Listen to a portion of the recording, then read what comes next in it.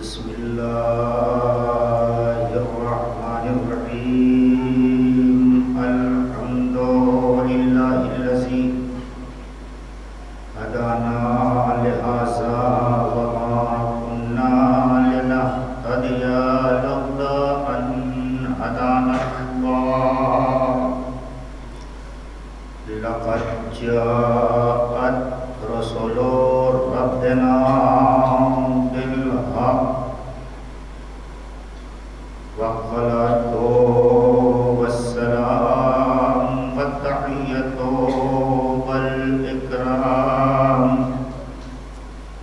على النبي الرحمة وشفيع الأمة وصاحب الوقار والسكينة المدفون بعرض المدينة مولانا أبي القاسم محمد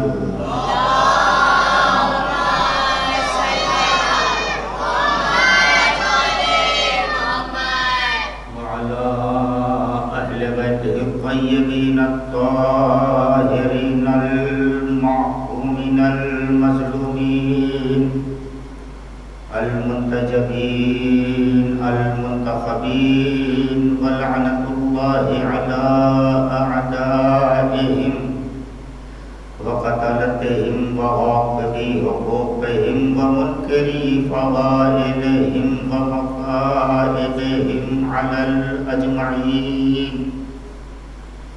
من الآن إلى قيام يوم الدين أما بعد فقد قال الله سبحانه تبارك وتعالى في محكم كتابه المجيد والفرقانه الحميد وقوله الحق الحق بسم الله الرحمن الرحيم والذين كذبوا بآياتنا سنستدرجهم من حيث لا يعلمون صلوات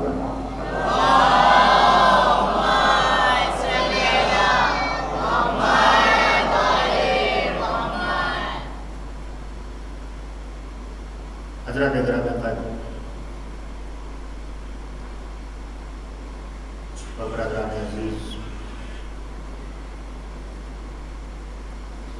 سورہ مبارک الاعراف کی آیت نمبر 182 جس کے توسط سے جس کے ذیل میں آپ سے گفتگو گزشتہ 4 دنوں سے مسلسل ہو رہی ہے، اور آج گفتگو کا آخری مرحلہ ہے۔ اس خمسہ مجالس جو زیر اہتمام اور انصرام انجمن فاطمیہ بنارس منعقد ہو رہا ہے، اس خمسے کی آخری مجلس اور اسی کے ساتھ ساتھ شب شہادت بنت مظلوم اور بعد مجلس، جیسا کہ آپ حضرات باخبر ہیں کہ شبیہ تابوت بھی برآمد ہوگا اور اس کے بعد شب داری کا سلسلہ رہے گا۔ میں بظاہر بہت وقت آپ کا نہیں لوں گا، بہت جلدی 2-3 باتیں آپ سے فضائل میں اتنی دیر تک جتنی دیر تک ماتمداران امام بارگاہ میں آ جائیں، اور پھر میں باب مصائب میں داخل ہو جاؤں گا، اس لیے کہ مصائب کی رات ہے، مصائب کے دن ہیں، مصائب کے لمحات۔ کوشش کرتا ہوں کہ جو باتیں رہ گئی ہیں اسے جلدی ایک منزل تک لے کے آ جاؤں، ارشاد جناب اقدس الہی ہو رہا ہے، والذین کذبوا بآیاتنا سنستدرجهم من حیث لا یعلمون۔ وہ لوگ جنہوں نے ہماری آیات کی تکذیب کی، ہماری آیتوں کو جھٹلایا، ہماری آیتوں کا انکار کیا، ہم نے انہیں اپنے شکنجے میں ایسے گھیر لیا کہ انہیں خبر بھی نہ ہوئی کہ وہ کب گرفتار ہو گئے۔ بظاہر آپ نے بھی دنیا میں حالات حاضرہ میں بھی دیکھا ہوگا کہ اچانک انسان ہوا میں اڑتے اڑتے زمین پہ آ کے گر پڑا، بہت پیسے کا ذرہ تھا، بہت دولت کا سوم تھا، نشے دولت میں چور تھا، اور یہ سوچ رہا تھا کہ کوئی ہمارے برابر نہیں ہے، اور نشے دولت میں چور ہو کے اس نے ایسے ایسے امور انجام دیے جو شان الوہیت نہیں تھا، بندے کی شان نہیں تھی، خدا کو ناگوار لگا تو ایک لمحے میں پر توڑ کے زمین پہ گرا دیا۔ ضرورت نہیں ہے کہ میں بالکل واضح بات کروں آپ سے، آپ میری بات تک پہنچ رہے ہیں، تو کہنے کا مقصد یہ ہے کہ انسان کو کبھی بھی کسی چیز کے اوپر زوم، غرور، گھمنڈ، انانیت نہیں کرنی چاہیے۔ انسان کے پاس اپنا کچھ بھی نہیں ہے، خود انسان اپنا نہیں ہے، یہ انسان پروردگار عالم کی امانت ہے۔ جو کچھ بھی ہمارے پاس ہے وہ سب امانت پروردگار ہے۔ انسان کے پاس اپنا کچھ نہیں ہے، پروردگار امانت اسی کو بہت دیر تک دیے رہتا ہے جو اس کی امانتوں کی صحیح سے امانت داری کے فرائض انجام دیتا ہے، اور جب نہیں ہوتا تو پروردگار ڈھیل بہت دیتا ہے۔ ہم دیکھیں کہ تم کہاں تک جا سکتے ہو، تمہاری اڑان کتنی ہے۔ تکبر تو ہم نے معصوم فرشتے پطرس کا برداشت نہیں کیا تو تم تو انسان ہو۔ ہم نے تکبر کسی کا برداشت نہیں کیا، ہم نے انانیت کسی کی برداشت نہیں کی، پھر بھی ہم نے تم کو پیدا کیا ہے تو تم ہماری ہی بارگاہ میں متکبر ہو کے آ رہے ہو۔ متکبر لفظ سمجھیے گا، متکبر ہونا انسان کی فطرت میں نہیں ہے، اللہ اکبر کہنا انسان کی فطرت میں آنا چاہیے۔ ایک صلوات پڑھے محمد والے۔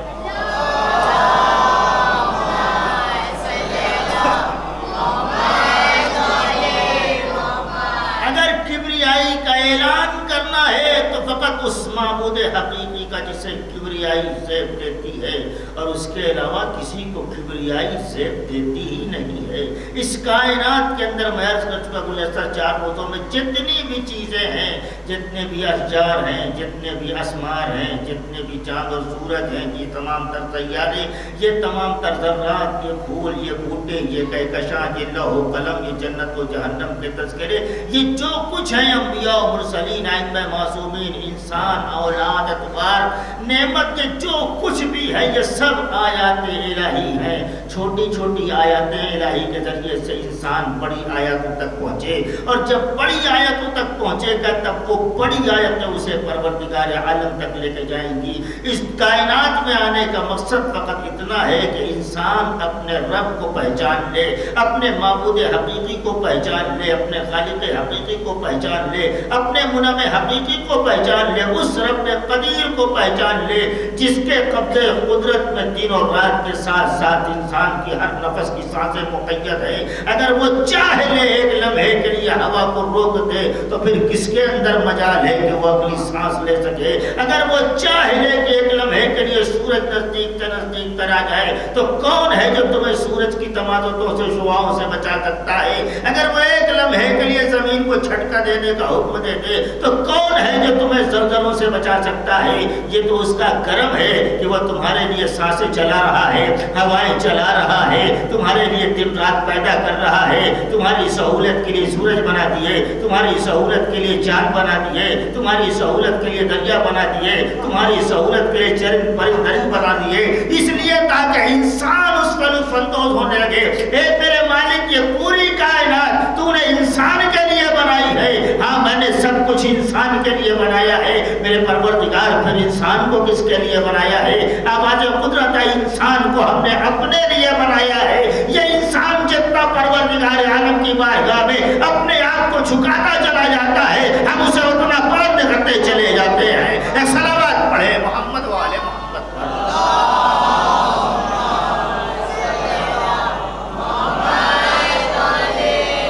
تو ضرورت اس بات کی ہے کہ انسان محسوس, جب دنیا میں آیا تھا تو انسان کیا تھا؟ میں آج کر چکا دوسری گفتگو میں, واللہ اخرجکم من بطون امہاتکم لا تعلمون شیئا, یقیناً بخدا پروردگار عالم نے تم کو تمہارے ماں کے بطن سے اس عالم میں نکالا کہ تم کچھ بھی نہیں جانتے تھے. یعنی جہالت کا سرٹیفکیٹ لے کے ہر انسان پیدا ہوا ہے, کچھ نہیں جانتا تھا. بہت توجہ آواز سے گفتگو کر رہا ہوں. یہ انسان کچھ نہیں جانتا تھا مگر ایک چیز جانتا تھا جسے گریا کہتے ہیں. ذرا سا بیدار ہوئیے گا. ایک چیز جانتا تھا جسے گریا کہتے ہیں. انسان کو پروردگار عالم نے جب کائنات میں بھیجا تو گریے کی زبان دے کے بھیجا, آنسوؤں کی زبان دے کے بھیجا, اور گریے کی زبان سمجھنے کے لیے اس نے جو شخصیتیں بنائی ان کو بھی اپنے صفات سے مختص کر کے رکھا. فرمایا ربنا اغفر لی ولوالدی وللمؤمنین یوم یقوم الحساب. کیوں؟ اس لیے کہ ماں باپ کو جو رب کہا جا رہا ہے یہ رب مجازی ہیں, یہ رب حقیقی نہیں ہے. ان رب مجازی کو پہچان کے رب حقیقی تک پہنچنا ہے. ماں اور باپ انسان کے اس کائنات میں آنے کا وسیلہ قرار پائے, مگر اس نے آنسوؤں کی زبان باپ کو سمجھنے کی صلاحیت نہیں دی, ماں کو آنسوؤں کی زبان سمجھنے کی صلاحیت دی. ایک اہم گفتگو کر رہا ہوں میں, اس نے باپ کو آنسوؤں کی زبان سمجھنے کی صلاحیت نہیں دی, آنسوؤں کی زبان ماں کو سمجھنے کی صلاحیت دی. بچہ بچپنے میں رویا, باپ کو کیا پتا کیوں رویا. ماں نے کہا بچہ بھوکا ہے. ہم نے سوچا کہ جب بھوکا ہوتا ہے تو روتا ہے. کچھ دیر کے بعد پھر رویا. ہم نے کہا لگتا ہے بچہ بھوکا ہے. کہا نہیں, بھوکا نہیں ہے, اب اس کے پیٹ میں تکلیف ہو رہی ہے. وہ تو صرف رو رہا ہے. رونے کا لہجہ ماں کیسے پہچان رہی ہے؟ کب پیمپرس بدلنا ہے, کب دودھ پلانا ہے, کب جھولا جھولنا ہے, کب بچے کو گود میں لینا ہے, کب بچے کو سلانا ہے, کب بچے کو پھلانا ہے, کب بچے کو نہلانا ہے. بچے کی تمام تر ضرورتیں ماں پوری کرتی چلی جا رہی ہے. ماں بچے سے آنسوؤں سے کہہ رہا ہے, آپ بیدار نہیں ہو رہے ہیں. ماں, بچہ یہ نہیں کہہ رہا مجھے بھوک لگی ہے, بچہ یہ نہیں کہہ رہا میرا پیمپرس گیلا ہو گیا ہے, بچہ یہ نہیں کہہ رہا ہے کہ مجھے نیند آ رہی ہے, بچہ یہ نہیں کہہ رہا ہے کہ مجھے گرمی لگ رہی ہے, بچہ یہ نہیں کہہ رہا ہے کہ میرے پیٹ میں درد ہو رہا ہے. بچہ اپنی تمام تر مصیبتیں آنسوؤں کے ذریعے سے بیان کر رہا ہے, اور ماں اسے کہتے ہیں جو آنسوؤں کی زبان سمجھتی ہے. اب ایک قیمتی جملہ ثبت کروں گا, میں دیکھوں گا آپ کتنی دیر تک مجھے پڑھنے کی اجازت دیتے ہیں. ماں آنسوؤں کی زبان سمجھتی ہے, ماں آنسوؤں کی زبان سمجھتی ہے, اسی لیے ہر مجلس میں رومال لے کے ماں جاتی ہے. اتنا خاموشی سے آپ نے سن لیا. صلوات پڑھیں محمد والے محمد پر.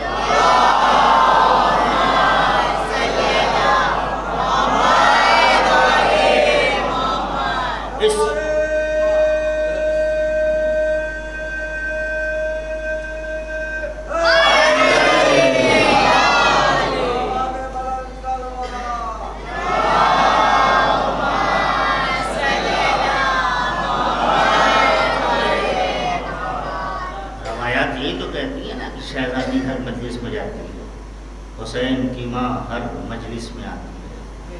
جب ماں نہیں آ رہی ہے بلکہ وہ مامتا ہے جو آنسوؤں کی زبان سمجھتی ہے, آنسوؤں کی قدر جانتی ہے, آنسوؤں کی قیمت کو پہچانتی ہے۔ دنیا میں کون ہے جو آنسوؤں کی قیمت کو جانے اور آنسوؤں کی قیمت کو پہچانے؟ باپ کے اندر یہ صلاحیت یہ جوہر پروردگار عالم نے نہیں رکھا، یہ جوہر پروردگار عالم نے ماں کے سینے میں رکھا ہے۔ اسی لیے آپ روایات بھی ہے، آپ سنتے بھی آئے ہیں کہ جہاں کہیں فرش آزابستہ ہے، کوئی جائے یا نہ جائے، ماں ضرور جاتی ہے۔ کیوں؟ اس لیے کہ فرش ازا کا تعلق گریے سے ہے اور گریے کی زبان ماں سمجھتی ہے۔ تو دنیا میں انسان جب آیا تو فقط ایک زبان لے کر کے آیا، ایک جوہر لے کے آیا، ایک طرز لے کے آیا جسے گریا کہتے ہیں۔ اچھا بچہ آیا دنیا میں، اگر نہیں رویا تو پورا گھر رونے لگتا ہے۔ کیا بات ہے، رویا نہیں رویا تو کیا ہوا؟ آپ کیسی بات کر رہے ہیں؟ نہیں رویا ہے اس کا مطلب کہ بچے گا نہیں۔ مطلب کیا ہے؟ رونا زندگی کی علامت ہے۔ رونا زندگی کی علامت بن گیا۔ اگر بچہ کسی بھی قبیلے میں پیدا ہو، کسی بھی مسلک میں پیدا ہو، کسی بھی گھر میں پیدا ہو، کسی بھی خانوادے میں پیدا ہو، راجا مہاراجا کے یہاں پیدا ہو، غریب کی جھوپڑی میں پیدا ہو، محل میں پیدا ہو، ہاسپٹل میں پیدا ہو، کہیں بھی پیدا ہو، جب تک بچہ روتا نہیں اس کی زندگی کی یقین دہانی نہیں ہوتی۔ کیوں؟ جب تک روئے گا نہیں تب تک زندگی نہیں سمجھو گے۔ کہا نہیں، فطرت میں اس کے رونا ہے۔ بس میرے عزیزوں، پروردگار عالم نے جو چیز عین فطرت بنا کے رکھی ہے، تمہیں کس نے اختیار دے دیا کہ تم اسے بدعت کہنے لگو؟ ایک صلوات پڑھے محمد و آل محمد پر۔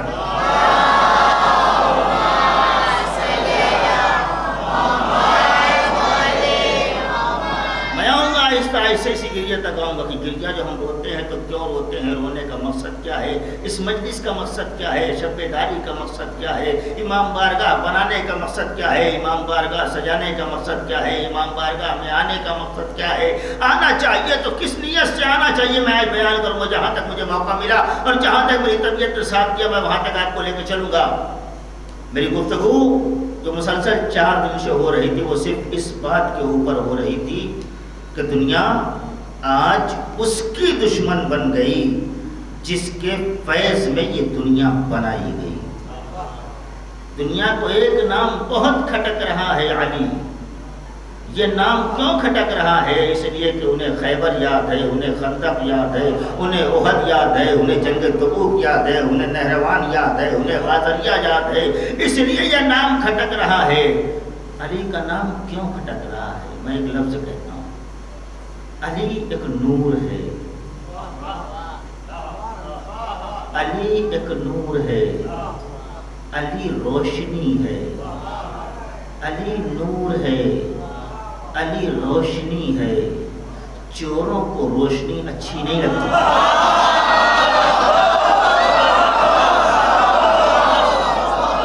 صلوات پڑھیں محمد و آل محمد پر۔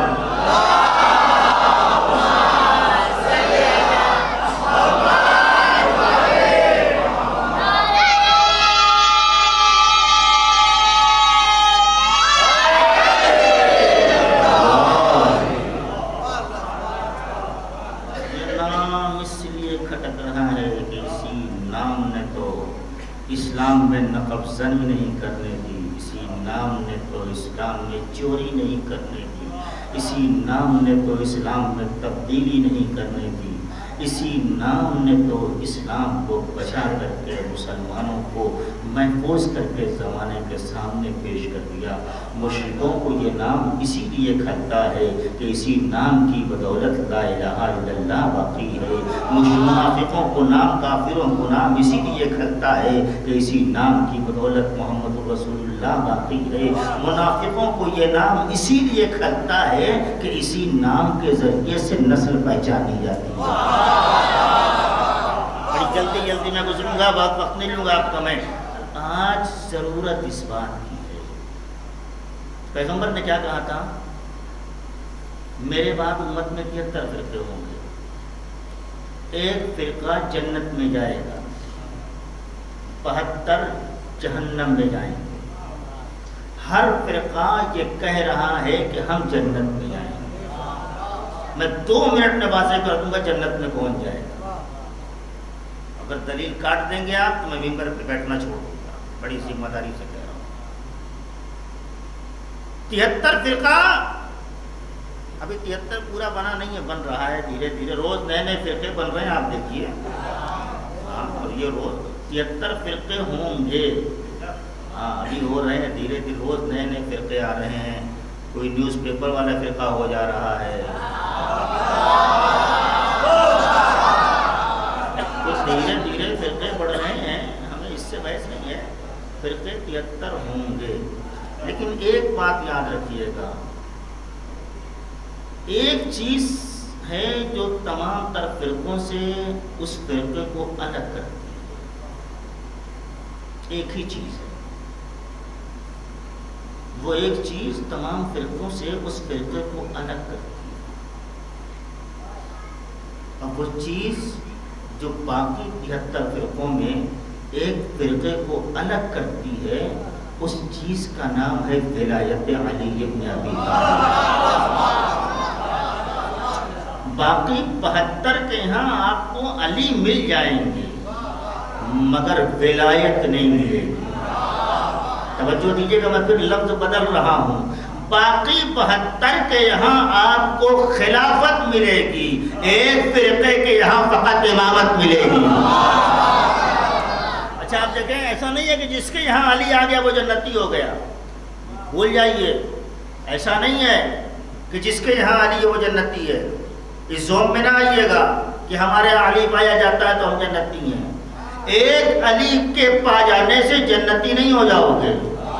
تمہارے یہاں 12 کے 12 علی ہونے چاہیے. میں رکوں گا ذرا سا، اب بات کو واضح کروں گا. آپ دیکھیں، ایک فرقہ وہ ہے جو 4 امام تک مانتا ہے، ایک فرقہ وہ ہے جو 6 امام تک مانتا ہے. 6 امام تک امامت ہے اس کے یہاں. اس کے بعد وہ اس کا راستہ وہ بھٹک گیا بیچارہ، وہ گمراہ ہو گیا، وہ کہیں اور چلا گیا، وہ اسماعیلی ہو گیا اور بہرا ہو گیا. میں کسی پہ طنز یا تبصرہ نہیں کر رہا ہوں، میں پیغمبر کی حدیث پڑھ رہا ہوں. ایک امام کو ماننے والا جنتی نہیں ہے جو ان دونوں امام کو مانے. دونوں امام کون؟ ایک وہ امام جو کعبے میں پیدا ہوا ہے، دوسرا وہ امام جو کعبے سے آنے والا ہے. ایک سلوات پڑھیں بآواز بلند.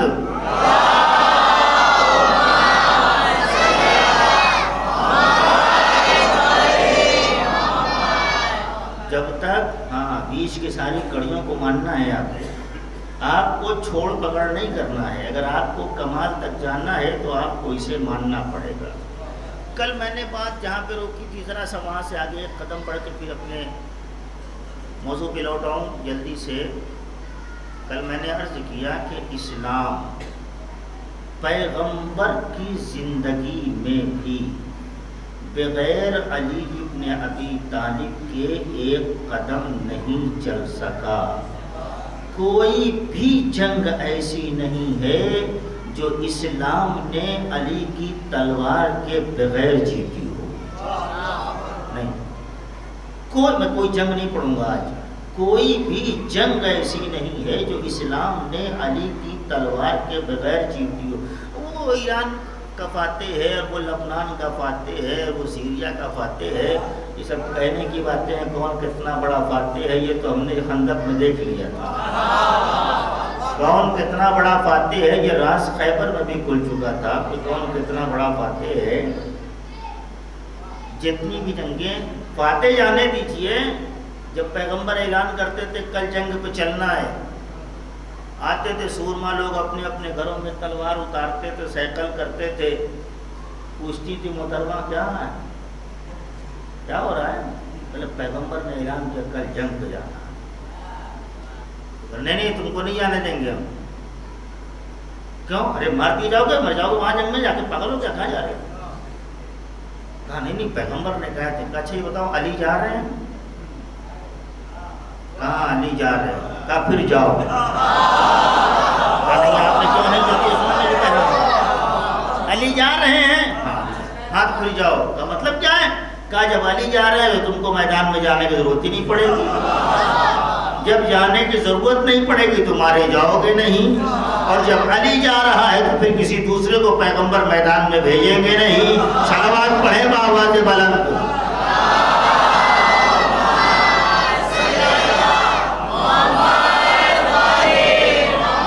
تو کوئی ایک جنگ بھی علی کے بغیر حل نہیں ہوئی۔ جنگ تو جنگ ہے، دسترخوان بھی علی کے بغیر نہیں بچھا، دسترخوان بھی علی کے بغیر نہیں بچھا۔ جنگ تو بہت دور کی بات ہے۔ آج دنیا کہتی ہے علی کو چھوڑ دو، مجھے بتا دو کہ اگر علی کو دین سے نکال دیں تو دین میں بچتا کیا ہے؟ اگر علی ہٹا دیں گے دین میں تو دین بچتا کیا ہے؟ بتاؤ، دین پھیلانے والا کون ہے؟ دین پہنچانے والا کون ہے؟ دین کو کافروں سے، مشرکوں سے، منافقوں سے، یہودیوں سے بچانے والا کون ہے دین کو؟ اور وہ کس کا بیٹا ہے؟ جس نے ہر وقت دور کے یزیدیوں سے دین کو محفوظ کر کے نیزے کی بلندی پہ لے جا کے محفوظ کر دیا۔ اب تاریخ وقت اور وقت کے حکمران کے ہاتھ جتنے بڑے بھی ہو جائیں مگر اس دین تک نہیں پہنچ سکتے جو دین حسین پہ نیزے پہ چھوڑ کے جا رہا ہے۔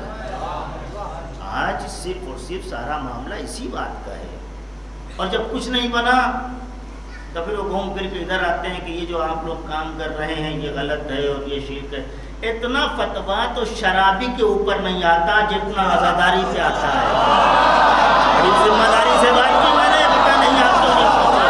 اتنا فتویٰ تو بے نمازی کے لیے نہیں آتا، اتنا فتویٰ شرابی کے لیے نہیں آتا، اتنا فتویٰ جواری کے لیے نہیں آتا، اتنا فتویٰ بے دینوں کے لیے نہیں آتا، اتنا فتویٰ کافروں مشرکوں یہودیوں کے لیے نہیں آتا جتنا عزاداری کے لیے آتا ہے۔ بھیا ان کو کافروں سے ڈر نہیں ہے، ان کو عزاداروں سے ڈر ہے۔ ایک صلوات پڑھیں محمد و آل محمد پر۔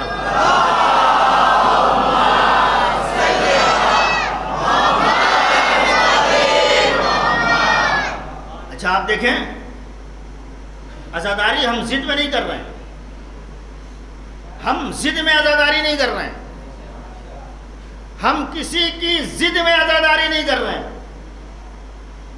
ہمارا مارا گیا ہے ہم رو رہے ہیں، تمہارا بھی کوئی مارا گیا ہو تم بھی رو، تمہارا بھی کوئی قتل ہوا ہو تم بھی رو، تمہارا بھی کوئی شہید ہوا ہو تم بھی رو۔ اب یہ جملہ میرا نہیں کسی خطیب کا ہے، جو اگلا جملہ میں کہنے جا رہا ہوں۔ اگر تمہارا کوئی مارا نہیں گیا ہے تو کسی کا پیٹ ویٹ تو پھٹا ہے۔ صلوات پڑھے محمد و آل محمد پر۔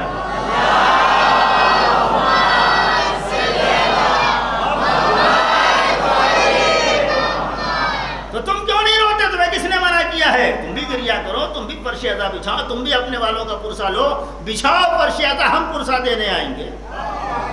تم بچھاؤ فرش عزا، ہم یہ نہیں کہتے کہ تم آؤ ہم کو پرسہ دینے کے لیے، ہم کو ہر آنکھ کے آنسو چاہیے بھی نہیں۔ نہیں ابھی آپ کو روکوں گا میں، آپ نے روایت بہت سنی ہوئی، بچپن سے سنتے آئے ہیں، مگر آج ایک نئے رخ سے سنیے۔ کائنات میں حضرت ابو عبداللہ حسین تشریف لے آئے، 3 شعبان سن 4 ہجری، نبی کی گود میں نواسا ہے۔ جبریل نے آ کے کربلا سنائی، رسول رونے لگے۔ ابھی کربلا بنی نہیں ہے، ابھی کربلا بنے کی 57 برس کے بعد آج جبرائیل بتا رہے ہیں رسول رو رہے ہیں۔ اس کا مطلب یہ ہے کہ ذکر کربلا سن کے رونا سنت رسول ہے۔ ابھی بھی نہیں، ابھی بھی نہیں، رسول رو رہے ہیں۔ ذاکر کون ہے؟ جبرائیل۔ سامع کون ہے؟ رسول۔ بیٹی نے باپ کو روتے ہوئے دیکھا، بابا خیریت؟ کہا ابھی جبرائیل آئے تھے، انہوں نے کربلا بیان کی۔ فرمایا اللہ کے رسول آپ کا یہ نواسا کربلا کے میدان میں قتل کیا جائے گا۔ اب نبی سنا رہے ہیں، بطول سن رہی ہیں، یعنی پہلے پیغمبر نے سنا تو سننا بھی سنت رسول، دوبارہ سنایا تو سنانا بھی سنت رسول۔ اچھا سنا دیا، نبی کی بیٹی نے سوال کیا کیا؟ نبی کی بیٹی نے پوچھا بابا جب یہ کارنامہ ہوگا تو آپ رہیں گے؟ کہا نہیں۔ میں رہوں گی؟ کہا نہیں۔ ابوالحسن رہیں گے؟ کہا نہیں۔ پھر کیا پوچھا اگلے وقت میں؟ بابا پھر میرے لال پہ روئے گا کون؟ پھر میرے لال پہ روئے گا کون؟ جناب معصوم عالم کا یہ پوچھنا کہ بابا آپ نہیں رہیں گے، علی نہیں رہیں گے، میں نہیں رہوں گی، حسن نہیں رہیں گے، تو میرے لال پہ روئے گا کون؟ یہ پوچھنا بتا رہا ہے کہ اگر پیغمبر کربلا کے بعد ہوتے تو روتے، اگر علی بعد کربلا ہوتے تو روتے، اگر حسن بعد کربلا ہوتے تو روتے۔ بابا آپ نہیں رہیں گے؟ نہیں۔ میں نہیں رہوں گی؟ نہیں۔ علی بھی نہیں؟ نہیں۔ حسن مصطفیٰ بھی نہیں؟ نہیں۔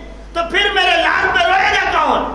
جیسے ہی بیٹی نے سوال کیا تھا کہ بابا میرے لال پہ روئے گا کون، تو پیغمبر کو کہنا چاہیے تھا بیٹی شہیدوں پہ رویا نہیں جاتا۔ ذرا سا بیدار ہوئیے گا، صلوات پڑھیں بآواز بلند۔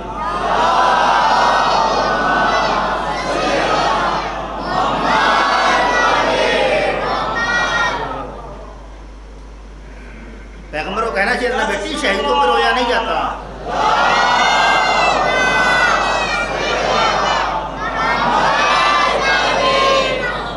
پیغمبر نے یہ نہیں کہا کہ شہیدوں پہ رویا نہیں جاتا۔ بابا کون روئے گا؟ پیغمبر نے یہ بھی نہیں کہا خدا ایک قوم پیدا کرے گا، جی نہیں۔ پیغمبر کا فقرہ سنیے، بابا میرے لال پہ کون روئے گا؟ پیغمبر نے فرمایا رجال امتی یبکون علی رجال الحسین۔ رجال امتی، پیغمبر کا فقرہ سنیے، رجال امتی یبکون علی رجال الحسین، میری امت کے مرد حسین کے مردوں پر روئیں گے۔ نہیں لفظ پہنچا ہی نہیں پا رہا ہوں میں۔ میری امت کے مرد حسین کے مردوں پر روئیں گے۔ وَنِسَاءُ أُمَّتِي يَبْكِينَ عَلَى نِسَاءِ الْحُسَيْنِ، اور میری امت کی عورتیں حسین کی عورتوں پر روئیں گی۔ دونوں باتیں پہنچی نا؟ میری امت کے مرد حسین کے مردوں پر روئیں گی، میری امت کی عورتیں حسین کی عورتوں پر روئیں گی۔ اب ہر ایک سے رونے کا شکوہ نہ کیا کیجیے، اب ہر ایک سے رونے کا شکوہ نہ کیا کیجیے۔ پیغمبر کہہ چکے، پیغمبر کہہ چکے رجال و امتی یبکون علی رجال الحسین، میری امت کے مرد حسین کے مردوں پر روئیں گے۔ اب ہر ایک سے رونے کا مطالبہ نہ کیا کیجیے، اور کوئی اگر آپ سے پوچھے کہ روتے جو ہو تو اس کو یہ حدیث بتائیے کہ بھیا پیغمبر کی امت میں آنے کے لیے حسین پہ رونا ضروری ہے، پیغمبر کی امت میں آنے کے لیے حسین پہ رونا ضروری ہے۔ اگر نہیں رو گے تو امت میں نہیں آؤ۔ اچھا بنت پیغمبر کا سوال کیا ہے؟ بنت پیغمبر کا سوال تھا میرے حسین پہ کون روئے گا؟ پیغمبر کو کہنا چاہیے تھا نا رجال و امتی یبکون علی الحسین، میری امت کے مرد حسین پر روئیں گے، لیکن پیغمبر نے یہ نہیں کہا۔ پیغمبر نے فرمایا رجال و امتی یبکون علی رجال الحسین، میری امت کے مرد حسین کے مردوں پر روئیں گے۔ اللہ کے نبی، طبیب کائنات، فخر موجودات، اے نبیوں کے سردار، اے آقا و رسول، مجھے اتنا بتا دیجئے، بیٹی سوال کر رہی حسین پر کون روئے گا، اور آپ کہہ رہے ہیں کہ حسین کے مردوں پر میری امت کے مرد روئیں گے۔ مطلب کیا ہے؟ میرے نبی نے آواز دی نادان، میں طبیب کائنات ہوں، میں مسلمانوں کے نفس سے واقف ہوں، اگر میں اتنا کہہ دیتا کہ میری امت کے مرد حسین پر روئیں گے تو کل جب تم عباس کا علم نکالتے، اکبر کا ماتم کرتے، قاسم کا ماتم کرتے، زہیر کا ماتم کرتے، جون کا ماتم کرتے، اصحاب حسین کا ماتم کرتے، یہ کہتے ہیں کہ پیغمبر نے کہا ہے فقط حسین پر رو، کسی اور پر نہ رو۔ میں آج ہی بتا دینا چاہتا ہوں حسین پر بھی رونا سنت ہے، اصحاب پہ بھی رونا سنت ہے، اور آج حسین پر بھی رونا سنت ہے، کسی ایک پر نہیں بلکہ پورے 72 پر رونا سنت پیغمبر ہے۔ سلامات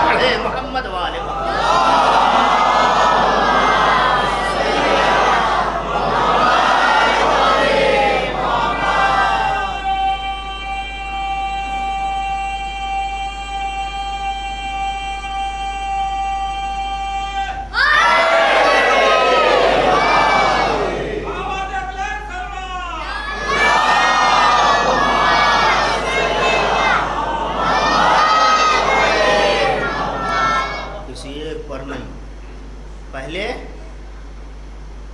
پہلے تعداد کم تھی تو ہم فقط بنی ہاشم کا ماتم کرتے تھے، امام حسین کا تابوت، جناب عباس کا علم، علی اصغر کا گہوارہ، علی اکبر کا تابوت۔ اب جیسے جیسے امت بڑھ رہی ہے ویسے ویسے کربلا بڑھ رہی ہے۔ بات خدا کے لیے متوجہ، جیسے جیسے امت بڑھ رہی ہے ویسے ویسے کربلا بڑھ رہی ہے۔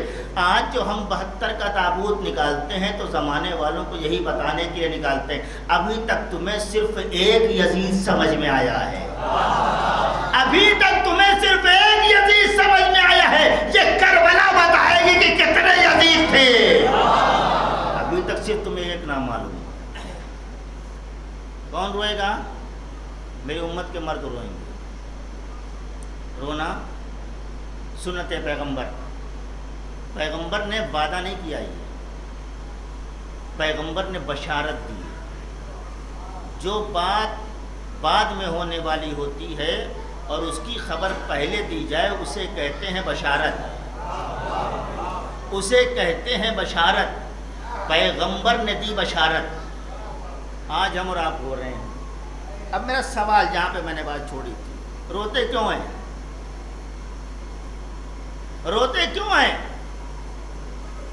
خدا کا شکر کرو کہ ہم رو رہے ہیں تو دنیا خاموش ہے۔ خدا کا شکر ادا کرو کہ ہم رو رہے ہیں تو دنیا خاموش ہے۔ کل جب آل محمد کو نہیں رونے دیا گیا تھا تو حسین پہ آسمان رویا، حسین پہ زمین روئی، حسین پہ دریا روئے، حسین پہ اشجار روئے، حسین پہ چاند و سورج روئے، حسین پہ ستارے روئے، حسین پہ ذرات ارض روئے، حسین پہ ساکنان فرش روئے، حسین پہ ساکنان عرش روئے۔ جب کل آل محمد کو نہیں رونے دیا گیا تھا تو پوری کائنات رو رہی تھی، آج ہم رو رہے ہیں تو پوری کائنات چپ ہے۔ اگر ہم چپ ہو جائیں گے تو پھر تم بدعت کے فتوے کس پہ لگاؤ گے؟ یہ تو احسان مانو کہ ہم حسین پہ گریہ کر رہے ہیں، ہم حسین پہ آنسو بہا رہے ہیں، ہمارے رونے سے کائنات چپ ہے۔ جس دن ہم چپ ہو جائیں گے اس دن پھر حسین پہ کائنات رونے لگے۔ روتے کیوں ہیں؟ مقصد کیا ہے رونے کا؟ یہ گریہ کا ادارہ جس نے بنایا ہے وہ بتائے گا مقصد۔ عزاداری مقصد نہیں ہے، عزادار مقصد نہیں ہے، عزاداری میں مقصد ہے، عزادار میں مقصد ہے۔ امام بارگاہ مقصد نہیں ہے، امام بارگاہ میں مقصد ہے۔ نماز مقصد نہیں ہے، نماز میں مقصد ہے۔ روزہ مقصد نہیں ہے، روزے میں مقصد ہے۔ حج مقصد نہیں ہے، حج میں مقصد ہے۔ زکوٰۃ مقصد نہیں ہے، زکوٰۃ میں مقصد ہے۔ امر بالمعروف مقصد نہیں ہے، امر بالمعروف میں مقصد ہے۔ تولا مقصد نہیں ہے، تولا میں مقصد ہے۔ تبرع مقصد نہیں ہے،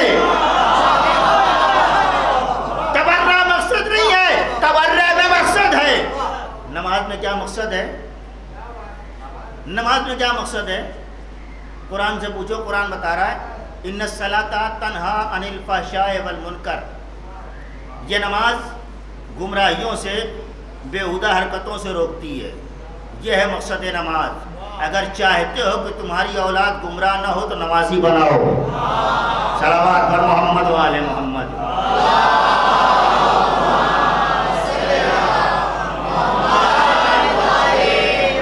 روزے میں مقصد نہیں، روزے میں مقصد کیا ہے؟ قرآن بتائے گا لعلکم تتقون، تاکہ تم متقی بن جاؤ۔ روزہ مقصد نہیں ہے، مقصد متقی بنانا ہے۔ نماز مقصد نہیں ہے، مقصد برائیوں سے اپنے آپ کو روکنا ہے۔ اسی صورت میں گریہ مقصد نہیں ہے، گریہ میں مقصد ہے۔ یہ مقصد کون بیان کرے؟ میں آ گیا اپنی منزل پر۔ گریہ میں مقصد ہے، گریہ مقصد نہیں ہے۔ مجلس مقصد نہیں ہے، مجلس میں مقصد ہے۔ مجلس میں مقصد کیا ہے؟ جو مقصد کربلا میں تھا۔ کربلا میں کیا مقصد تھا؟ دین بچانا، جی نہیں، کربلا میں مقصد تھا انسانی ذہنیت کو حریت شعور دینا، انسانی ذہنوں کو حریت شعور عطا کرنا، یہ کربلا کا مقصد تھا۔ جو مقصد کربلا کا ہے وہی مقصد فرش عطا کا ہے۔ بتائے گا فرش ادا کا مقصد؟ وہ بتائے گا جس نے ادارہ بنایا ہے۔ یہ ادارہ بنایا کس نے ہے؟ یہ ادارہ بنایا سکینہ کے بھائی سجاد نے ہے۔ یہ ادارہ سید سجاد نے بنایا ہے۔ سید سجاد بتائیں گے کہ رونے میں مقصد کیا ہے۔ 35 برس میرا مولا رویا ہے۔ مقتل سے وزار پڑھ رہا ہوں میں آپ کے سامنے 4 دن سے۔ 35 برس میرا چوتھا امام رویا ہے، آنسو سے زیادہ خون رویا ہے۔ کربلا سے لوٹ کے آئے 35 برس، 1-2 دن کی بات نہیں ہے، 35 برس وضو کے لیے پانی آیا رو دیے، کھانے کے لیے دانا آیا رو دیے، نرم بستر دیکھا رو دیے، کسی ذبیحے کو دیکھا رو دیے، کسی مسافر کو دیکھا رو دیے، کسی غریب الوطن کو دیکھا رو دیے، کسی یتیم کو دیکھا رو دیے۔ جیسے جیسے موقع ملتا رہا میرا مولا ہر موقع پہ روتا رہا۔ کیا رونا مقصد زینب تھا؟ کیا مقصد امام سجاد رونا تھا؟ صلوات پڑھیں محمد والے محمد پر۔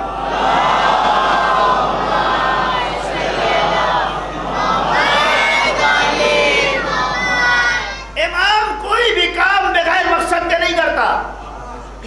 ہاں، بنے ہوئے امام کی بات نہیں کر رہا میں اس امام کی بات کر رہا ہوں جو منصوص من اللہ ہے۔ وہ امام کوئی بھی کام بغیر مقصد کے نہیں کرتا۔ امام 35 برس تک روتے رہے۔ مولا تمہارا کام ہدایت کرنا ہے، رونا نہیں ہے۔ امام کا کام ہے ہدایت کرنا۔ مولا آپ اگر 35 برس تک روتے رہیں گے تو ہدایت کیسے ہوگی؟ میرے امام نے فرمایا کون کہتا ہے کہ میں نے 35 برس ہدایت نہیں کی؟ میری زندگی کا وہ لمحہ بتاؤ جب میں نے ہدایت نہیں کی۔ میں نے تو عصر عاشور سے ہدایت شروع کی اور بقی پہنچنے سے پہلے تک کیا۔ ذرا سا بیدار ہوں گے، میں نے تو عصر عاشور سے ہدایت شروع کر دی ہے اور بقی پہنچنے تک میں نے ہدایت کی ہے۔ تم کیا سمجھ رہے میں فقط رویا ہوں؟ تمہیں فقط میرے آنسو دکھائی دیے ہیں، تمہیں فقط میرا زخم دکھائی دیا ہے، اس لیے کہ تم نے گریہ دیکھا ہے، گریہ کے مقصد کو نہیں دیکھا۔ تم نے گریہ دیکھا ہے، گریہ کے مقصد کو نہیں دیکھا۔ یہ اپنے زمانے کا علی ہے جو 35 برس رویا ہے۔ رویا باپ پہ رویا، بازار کوفہ و شام کی مصیبتوں پہ رویا، بہن کی جدائی پہ رویا، ماں پھوپھیوں بہنوں کی اسیری پہ رویا، پامال لاشوں پہ رویا۔ کیوں روئے 35 برس؟ اتنا کوئی بھی بیٹا اپنے باپ کو نہیں رویا، چاہے آپ نبوت کی تاریخ اٹھا لیں چاہے امامت کی۔ علماء کی موجودگی میں جملہ صرف کر رہا ہوں میں، اتنا کوئی بیٹا نہیں رویا اپنے باپ کو 35 برس امام سجاد روئے۔ وجہ کیا ہے رونے کی؟ رونے کی وجہ کیا ہے؟ میرے مولا آپ ہادی وقت ہیں، آپ کے ہاتھوں میں زمام ہدایت ہے، آپ کی ذمہ داری ہدایت کرنا۔ آپ رو کے زندگی گزار دیں گے، ہدایت کون کرے گا؟ امام نے کہا تم نے میری زندگی دیکھی کہاں؟ میری زندگی کوئی لمحہ بتاؤ جب میں نے ہدایت نہ کی ہو۔ اور میں بتاؤں آپ کو، جس زمانے میں امام سجاد نے جس طریقے سے امام سجاد نے ہدایت کی، اس طریقے سے دوسرا کسی ہادی نے ہدایت نہیں کی۔ بہت بیدار رہیے گا میرے، اس طریقے سے کسی دوسرے ہادی نے ہدایت نہیں کی۔ مسند چھین لی گئی، منبر چھین لیا گیا، تبلیغ کے تمام تر راستے بند کر دیے گئے، لوگوں سے ملنے پر پابندی لگا دی گئی۔ مگر پہچانو امام کسے کہتے ہیں؟ امام اسے کہتے ہیں جو بنی امیہ کی سازشوں میں بھی ہدایت کے راستے نکال لے۔ بات نہیں پہنچا پا رہا ہوں میں۔ امام کہتے ہی اسے ہیں جو تمام تر بندشوں کے باوجود الہی ہدایت کے راستے نکال لے۔ امام نے کہا اچھا تم نے منبر چھین لیا، مصلی چھین لیا، تم نے ہم سے مجمع دور کر دیا۔ امام نے ہدایت کا راستہ بدلا، امام مسجد میں بیٹھ گئے، امام نے دعائیں پڑھنی شروع کر دی۔ ابھی جملہ جوانوں کہتا ہوں میں تم سے، امامت کی تاریخ میں 4 علی گزرے ہیں۔ پہلے علی کو منبر دیا گیا تو اس نے قوم کو نہج بلاغہ دی۔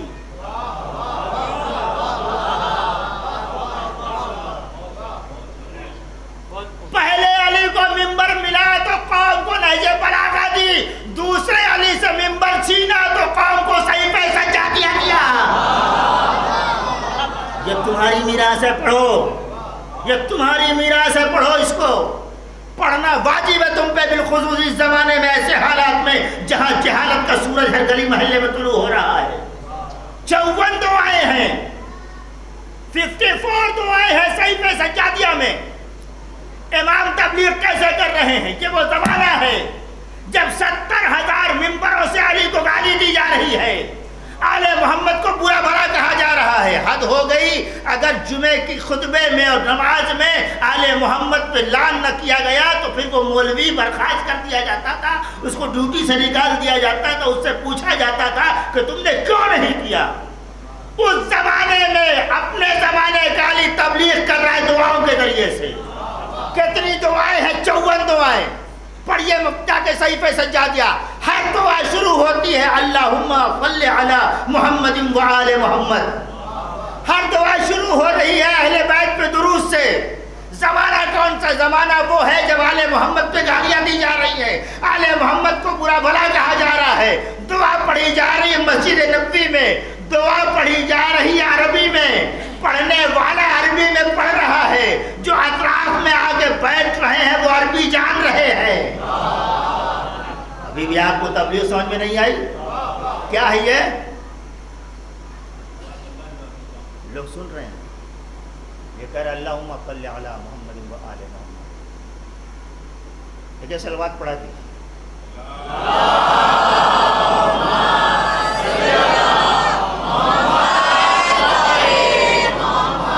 ترجمہ کیا ہے؟ پروردگار محمد و آل محمد پر رحمت نازل فرما. ٹھیک، یہ تو مجسمہ رحمت ہیں. ان کے لیے رحمت کی دعا کیوں کرتے ہیں؟ بظاہر ہم ان کے لیے کرتے ہیں، حقیقت میں اپنے لیے کرتے ہیں. نہیں میں دلیل دوں گا، میں ایک مثال دوں گا. یہ گلاس ہے، آل محمد رحمت کا مرقع ہیں. اب ان پہ رحمت برسنے کی ضرورت نہیں ہے، مگر پھر بھی ہم کہہ رہے ہیں پروردگار آل محمد پہ رحمت نازل فرما. یہ گلاس میں نے لیا، اپنی گود میں رکھا، پانی بھرا ہوا تھا، پھر بھی میں نے بوتل اٹھایا، پانی ڈالنا شروع کیا. پانی کہاں جا رہا ہے؟ پانی کہاں گر رہا ہے؟ میرے اوپر. کیوں؟ اس لیے کہ اب گلاس تو بھرا ہوا ہے، اب جو چھلک رہا ہے پانی وہ ہم پہ گر رہا ہے. آل محمد رحمت کا مرقع ہے.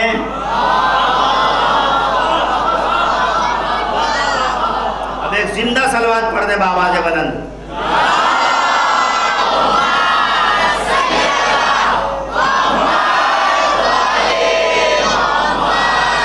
54 دعائیں امام سجاد کی، ہر دعا میں آل محمد پہ درود. لوگ مسجد ہے، لوگ آ رہے ہیں، بیٹھ رہے ہیں، سن رہے ہیں. یہ کون آدمی ہے جو آل محمد پہ درود کی بات کر رہا ہے؟ یہ کون آدمی ہے جو آل محمد پہ درود کی بات کر رہا ہے؟ باہر تو آل محمد کو گالیاں دینے کا رواج شروع ہے. یہ تبلیغ کا کون سا پہلو ہے؟ یہ تبلیغ کا کون سا پہلو ہے جو دعاؤں کے ذریعے کیا جا رہا ہے؟ رکیے گا. امام نے دوسرا بھی طریقہ اپنایا. دوسرا طریقہ یہ اپنایا کہ امام غلام خریدتے تھے، کنیزیں خریدتے تھے، اور غلام مدینے سے نہیں خریدتے تھے. کچھ غلام یمن سے، کچھ مصر سے، کچھ شام سے، کچھ قاہرہ سے، دیگر ملکوں سے خرید کے مولا 1 سال تک غلام رکھتے تھے، اور عید کے دن پھر ان غلاموں کو راہ خدا میں آزاد کر دیتے تھے. یہ غلام 1 سال تک معصوم کی صحبت میں رہتے تھے، اور جب یہاں سے جاتے تھے کسی کو غلط وضو دیکھا تو ٹوک دیا، کسی کے اندر برائی دیکھی تو ٹوک دیا، کسی کو بد اخلاق دیکھا تو ٹوک دیا. لوگ پوچھتے تھے تم تو غلام تھے، یہ 1 سال میں تمہارے اندر شریعت کی تمیز کہاں سے آ گئی؟ یہ تم نے دین کہاں سے سیکھ لیا؟ تو وہ غلام آواز دیتے تھے جہاں قرآن اترا تھا وہیں سے ہم نے دین حاصل کیا. صلوات پڑھیں بآواز بلند.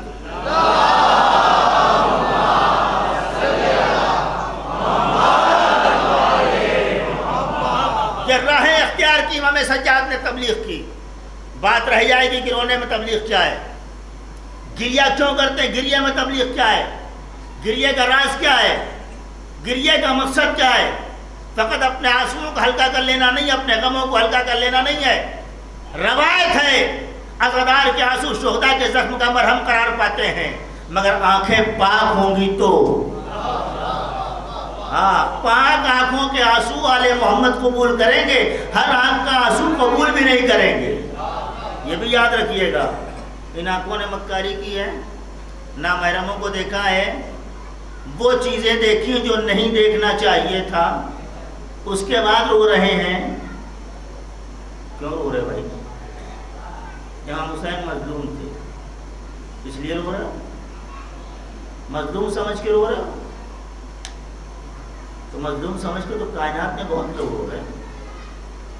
جو حدیث پڑھی جاتی ہے نا، من بکا وبکا وتباکا وجبت لہ الجنہ، حدیث کا نمک غائب کر دیا لوگوں نے، حدیث کا نمک غائب کر دیا ذاکرین نے۔ حدیث یہ نہیں ہے من بکا وبکا وتباکا وجبت لہ الجنہ، جو روئے یا رولائے یا رونے یہی صورت بنا جا۔ من بکا او ابکا او تباکا بمعرفت الحسین، جو حسین پہ روئے، رولائے یا رونے جیسی صورت بنائے حسین کی شخصیت کو پہچانتے ہوئے، اس کے لیے جنت ہے۔ ورنہ بہت سے مکار ایسے جو علی کو نہیں مانتے حسین پہ روتے ہیں، ارے کو جنت نہیں ملے گی۔ صلوات پڑھیں بابا۔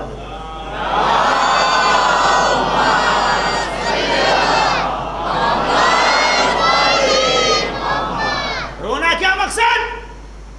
رونا مقصد یہ ہے کہ امام حسین کی معرفت زمانے والوں کو بتاؤ۔ کب بتاؤ گے معرفت امام حسین؟ جب پہلے تمہارے اندر معرفت ہوگی تب معرفت بتاؤ۔ اس کے لیے ضروری ہے کہ معرفت تمہارے اندر ہونی چاہیے۔ اگر تمہارے اندر معرفت نہیں ہے تو پھر یہ کا کوئی فائدہ نہیں۔ حسین فاطمہ کا لال ہے، رسول کا نواسا ہے، علی کا جایا ہے، حسن کا بیٹا ہے، یہ معرفت نہیں ہے۔ اتنا تو اہل تاریخ بھی جانتے ہیں۔ پھر معرفت کیا ہے؟ پھر حسین کی عظمت کیا ہے؟ پھر حسین کا معیار کیا ہے؟ معیار تک کون پڑھے گا، کون سمجھے گا، کون پوچھے گا حسین کے معیار تک؟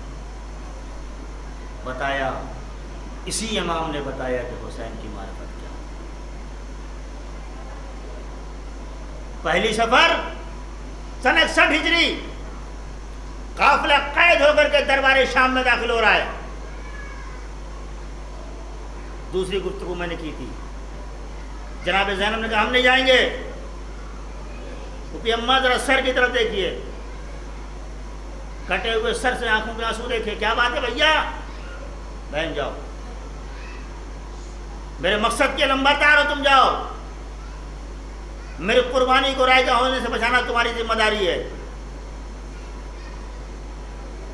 اچھا میں جاؤں۔ اب جناب زینب کو یہ یاد نہیں رہا کہ میری توہین ہو رہی ہے، اب یہ یاد نہیں رہا کہ آئینہ بندی دربار کی ہو رہی ہے، اب یہ یاد نہیں رہا کہ اندر جو ہے تماشائیوں کا مجمع ہے۔ پھر کیا ہے؟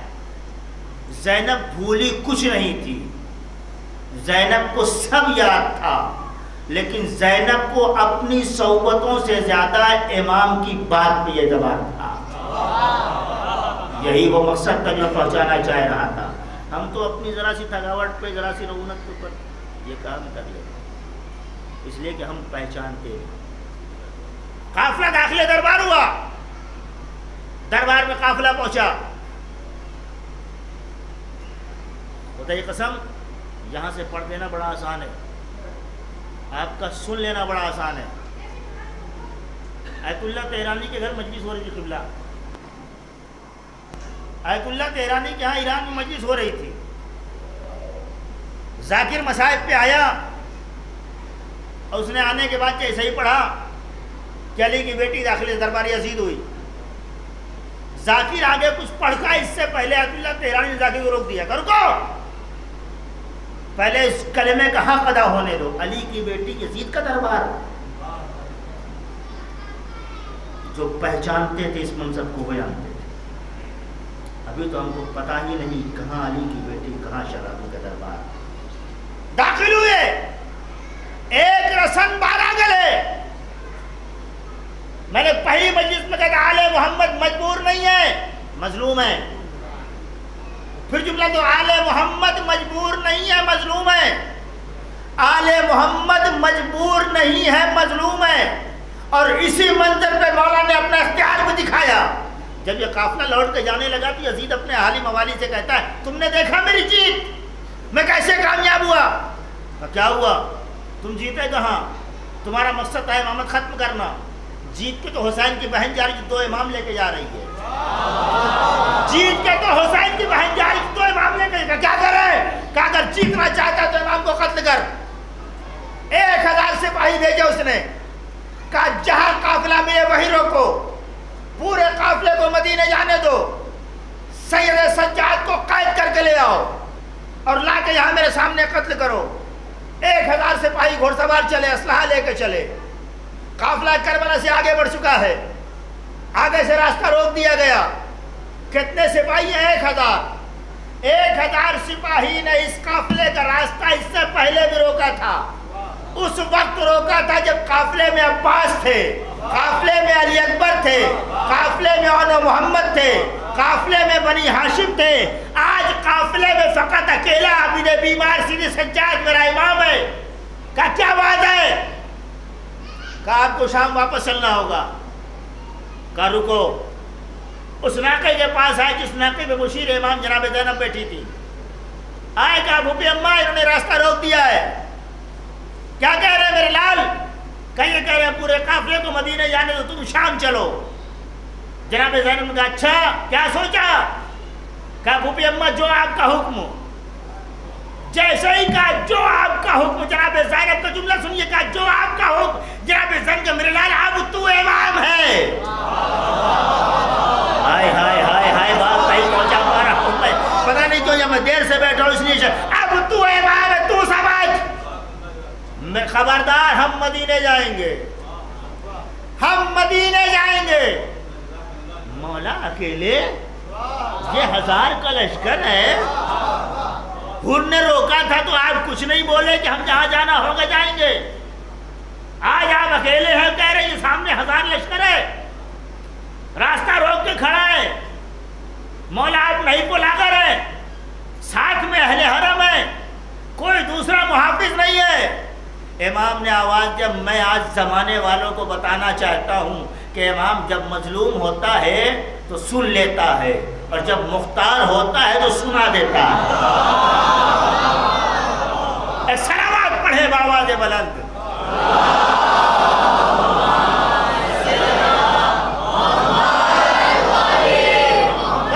جا کے یزید سے کہہ دو کہ سید سجاد کا یہ فیصلہ ہے کہ وہ مدینے جائیں گے، ہم شام نہیں آئیں گے.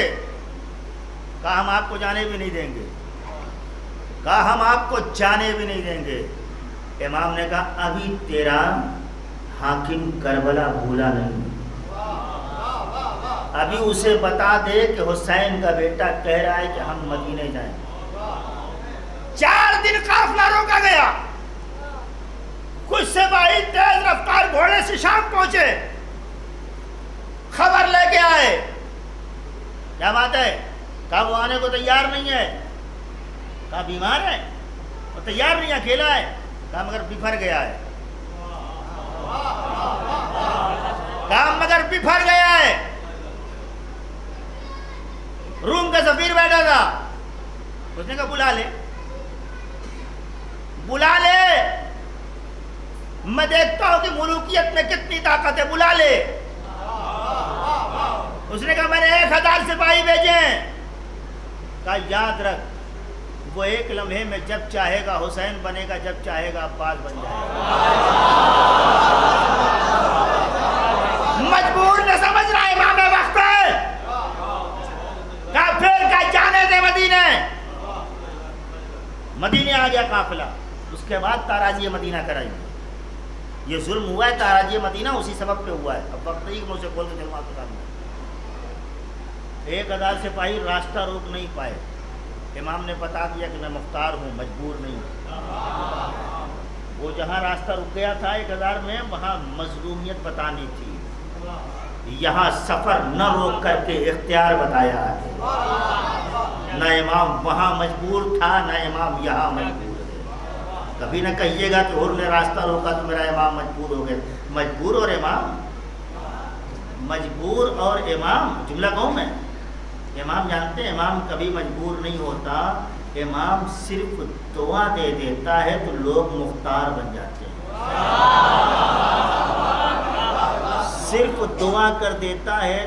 ہاں وہ پڑوسی ملک سے جو مبلغ تبلیغ کر رہا ہے وہ کہہ رہا ہے کہ مختار نے یہ کام اچھا نہیں کیا. ابھی وقت نہیں ہے کہ میں آپ کے سامنے تمام تر باتیں کہوں. بس مکمل ہو گیا. بس آخری بات داخلے دربار ہوئے. جب داخلے دربار ہوئے دربار سجا ہوا ہے. ہر ملک سے اس نے سفیر بلایا تھا یزید نے. اس لیے بلایا تھا تاکہ لوگ یزید کی جیت دیکھیں گے. بڑے ترے سے کہہ رہا تھا اگر آج میرے باپ دادا ہوتے تو میری پیٹھ ٹھوکتے. یہ مقتل ہے. میں نے کیسے بدلہ لیا ہے اپنے باپ دادا کا. انہیں بھی بدلہ لیا کہاں. یہ پتہ ہی کیا بدلہ کیسے. ممبر رکھا گیا لکڑی کا ڈھانچہ. ایک لکڑی کا ڈھانچہ ممبر کی شکل کا رکھا گیا. لفظ کی توجہ چاہتا ہوں میں. ممبر کی شکل کا ایک ڈھانچہ رکھا گیا. ممبر کی شکل کا ڈھانچہ رکھا گیا. ممبر کی شکل کا ڈھانچہ رکھا گیا. ممبر نہیں. ممبر کی شکل کا ڈھانچہ رکھا گیا. ہر شکل کو دیکھ کے ممبر نہ کہنا. ہر لباس کو دیکھ کے مولوی نہ کہنا. بس اتنی توجہ ضروری ہے. ہاں یہ آپ نے میرے سر پہ امامہ دیکھ لیا ابا قبا اور آپ اسی میں تو قوم ختم ہو گئی ہماری. ہاں میں جو کہہ رہا ہوں زور دے رہا ہوں صرف اسی لیے وہ قوم اپنے امام کو کیا پہچانے کہ جو وقت کے ملا کو نہیں پہچانتے. پہلے مولویوں کو پہچانو. یہ بہروپیوں کو پہچانو جو آ رہے ہیں جو آ کے تمہارے عقیدے کو چھیڑ رہے ہیں کہ یہ مت کرو اور یہ مت کرو اور یہ مت کرو اور یہ مت کرو. اور عزاداری میں یہ اسراف ہو رہا ہے عزاداری میں وہ اسراف ہو رہا ہے. عزاداری میں کچھ اسراف نہیں ہو رہا ہے. ہاں طریقہ جو عزاداری کا بزرگوں نے دیا تھا وہ اسی پہ قائم رکھو. نئی ایجاد مت لے کے آؤ. نئی تکنیک مت لے کے آؤ. نوحہ پڑھو محرم میں گانا نہ گاؤ. جو کہنا تو میں نے کہہ دیا. سمجھنا آپ کی ذمہ داری ہے. نوحہ پڑھو. صلوات پڑھے بآواز بلند.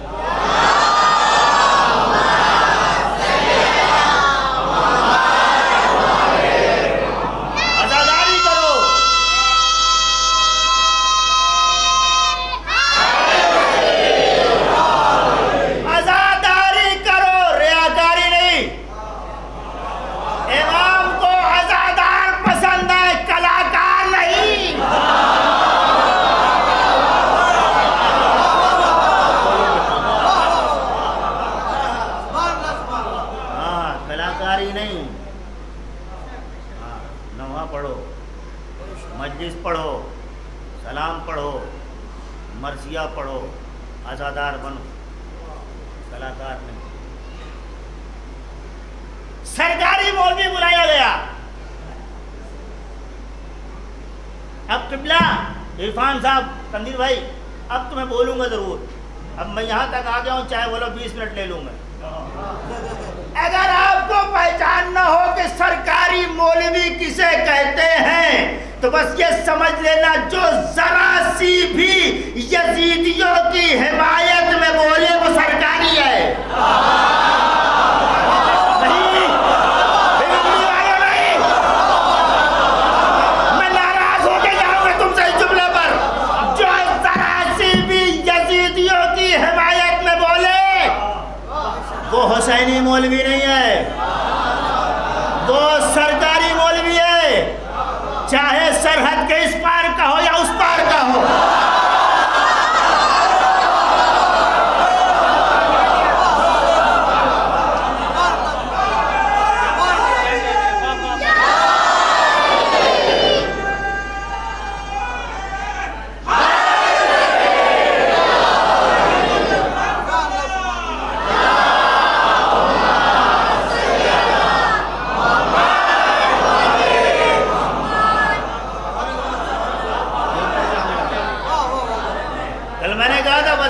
اور نہ بننا. جو سرکاری وظیفہ کھاتے ہیں وہ ایسے ہی بولتے ہیں, ایسے ہی بولتے ہیں کہ وہ ان سے سیاست سیکھ لیجئے اور ان کو برا مت کہیے اور ان کو ایسا مت کہیے, ان کو ایسا مت کہیے. اگر برے کو برا نہ کہیں تو کیا کہیں؟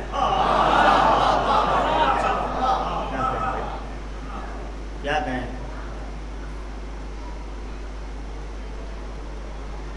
ظفر بھائی بیٹھے ہوئے ہیں, اعظم گڑھ سے تعلق ہے ان کا, عرفان میں بیٹھے ہوئے ہیں. اگر کبھی کوتوالی سے گزر ہو آپ کا تو اعظم گڑھ کی کوتوالی پہ دیکھیے گا ایک لائن لکھی ہوئی ہے ہندی میں, اپرادھ سے گرشڑا کرو اپرادھی سے نہیں. اپرادھ سے گرشڑا کرو اپرادھی سے نہیں. کچھ افراد بند تھے وہاں, میں ملنے کے لیے گیا تو میں نے اس کو پڑھا. میں نے جیلر سے کہا بھیا یہ کیا مطلب ہے؟ کہنے لگا نہیں, جرم سے نفرت کیجیے, مجرم سے نہیں. تو میں نے کہا پھر جرم کو قید کرو, مجرم کو نہیں.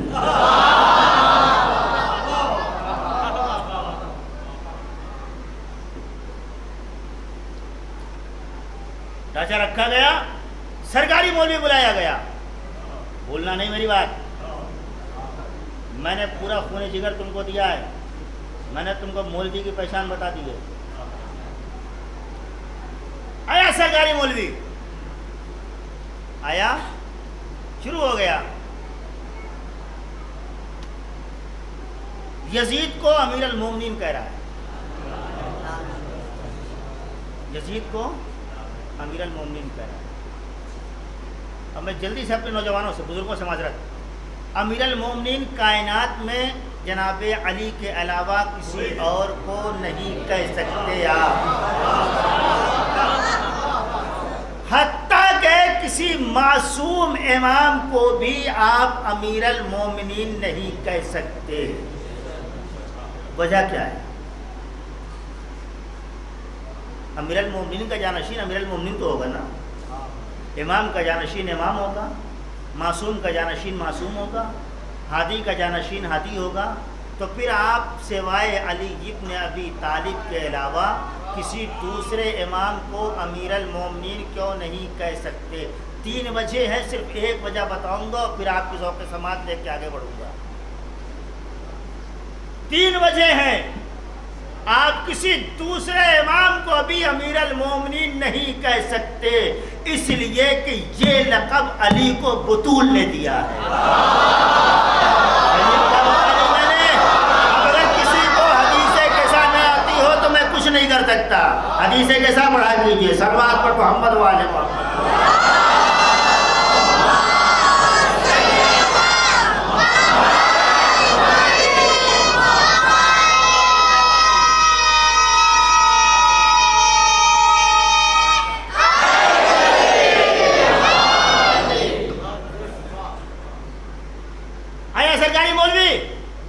یزید کی تعریف کر رہا ہے, آل محمد کی برائی کر رہا ہے. کچھ دیر بکتا رہا, بکتا رہا, بکتا رہا. جب بک چکا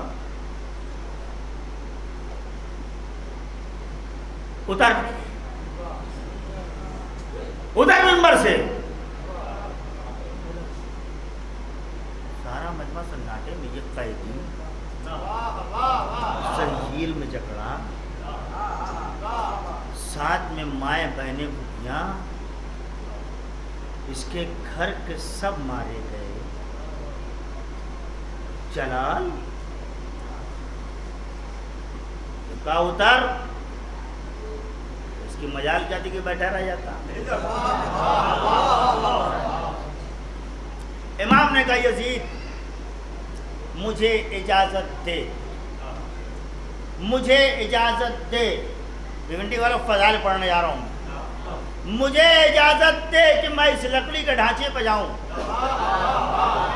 مجھے اجازت دے کہ میں لکڑی کے ڈھانچے پر جاؤں, کلیجہ لگاؤں گا. میں آخری مجلس پڑھ رہا ہوں میں, اب چاہے نہ بلانا, 5 سال پڑھ لیا میں نے. مجھے اجازت دے کہ میں لکڑی کے ڈھانچے پر جاؤں. امام اسے کہتے ہیں جو کائنات میں کسی سے اجازت نہیں مانگتا. امام اسے کہتے ہیں جو کائنات میں کسی سے اجازت نہیں مانگتا. اگر منبر پہ جانا ہوتا تو مولا اجازت نہیں مانگتے.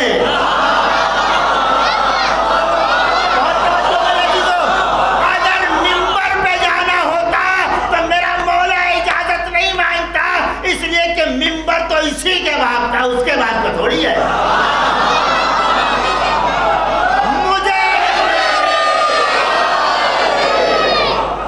مجھے اجازت دے کہ میں لکڑی کے ڈھانچے پر جاؤں.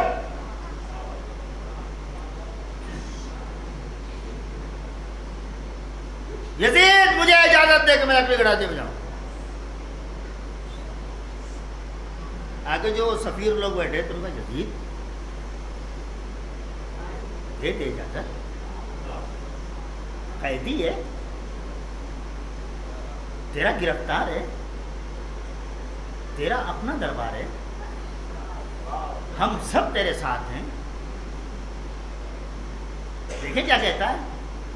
کہا نہیں، جملہ سمجھے گا، میں تاریخ پڑھ رہا ہوں، خطابت نہیں کر رہا ہوں، میں تاریخ پڑھ رہا ہوں، نکتہ نہیں مار رہا ہوں، میں حقیقت پڑھ رہا ہوں، تاریخ جو مقتل میں لکھی ہے. کہا جانے دے. نہیں کیا کہتا ہے. کہا نہیں. کہا اتنا ڈر کیوں رہا ہے، اتنا ڈر کیوں رہا ہے. جانے دے. قیدی کیا بولے گا، یہ دکھ بھرا ہے، ٹوٹا ہوا ہے، مصیبتوں سے چور ہے، اپنے اہل حرم کے ساتھ ایک قیدی ہے، کیا بولے گا، زنجیروں میں تو نے جکڑ رکھا ہے. کہا نہیں، اگر یہ جائے گا تو ہمارے خلاف بولے گا، اگر یہ منبر پہ گیا تو ہمارے خلاف بولے گا. یزید اتنا ڈر کیوں رہا ہے، چلا کے نہیں جانتے اس کے منہ میں محمد کی زبان ہے.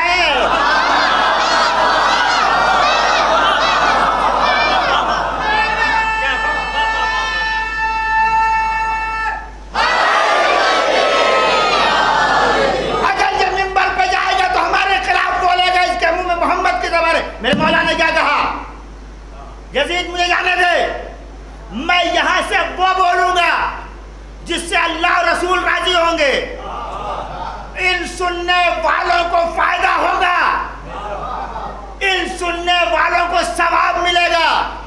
اگر یہ محظوظ نہ بھی ہو تو بھی انہیں ثواب ملے گا. میں آج کے ذاکرین سے بھیونڈی کے اس منبر سے یہی کہنا چاہتا ہوں، جو بات میرے مولا نے دربار یزید میں کہا تھا کہ مجھے جانے دے، ان سننے والوں کو ثواب ملے گا، یہاں سے وہی پڑھو کہ سننے والوں کو ثواب ملے گا.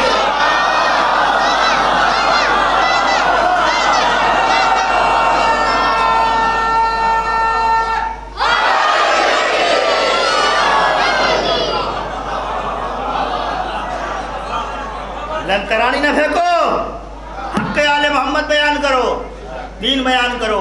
آج جو ہماری قوم بے گمراہ ہو رہی ہے، گمراہ ہو رہے اس کی وجہ یہ ہے، یہی تبلیغ کا ٹھکانہ تھا. یہاں پہ تم نے ایسے ایسے کٹملاؤں بلا کے بٹھا دیا، تمہاری غلطی ہے، تمہاری غلطی ہے. تم نے 50,000 مانگ رہا ہے، بڑا مولوی ہے.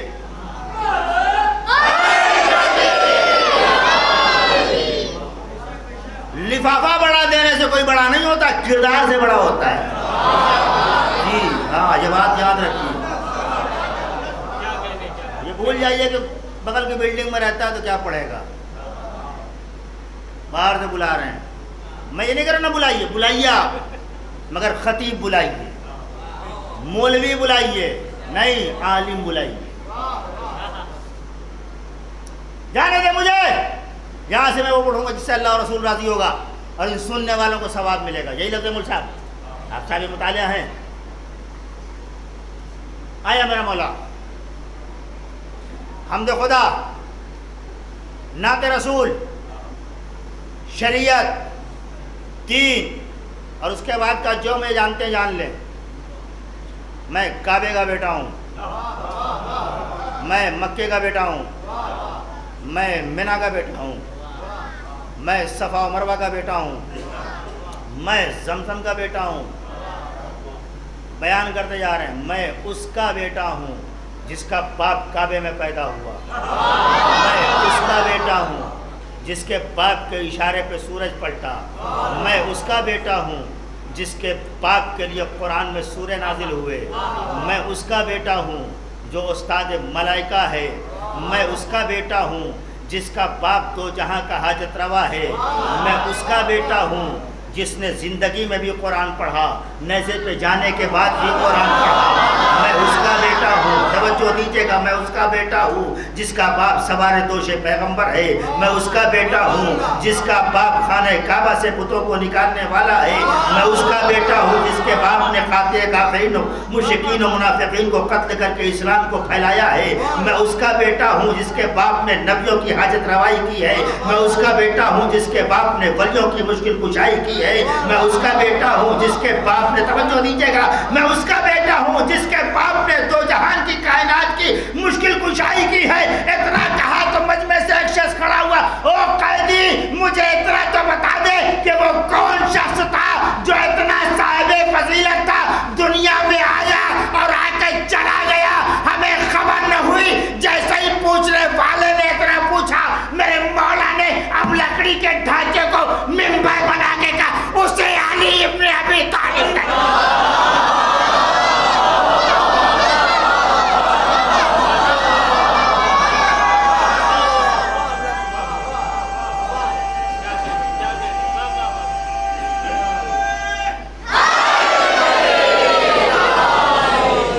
پوری بنی امیہ کی سازشوں کو ایک جملے میں بے نقاب کر دیا میرے مولا نے۔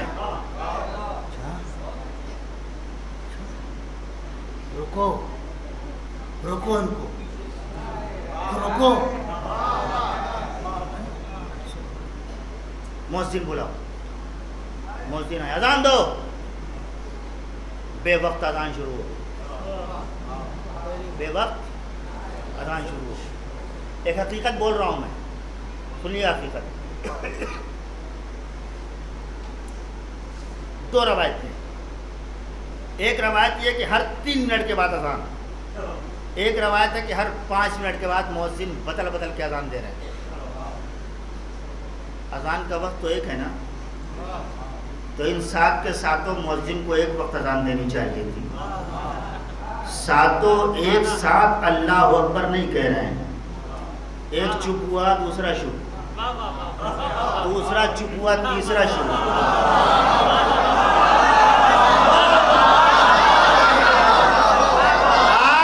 سلسلہ چل رہا ہے۔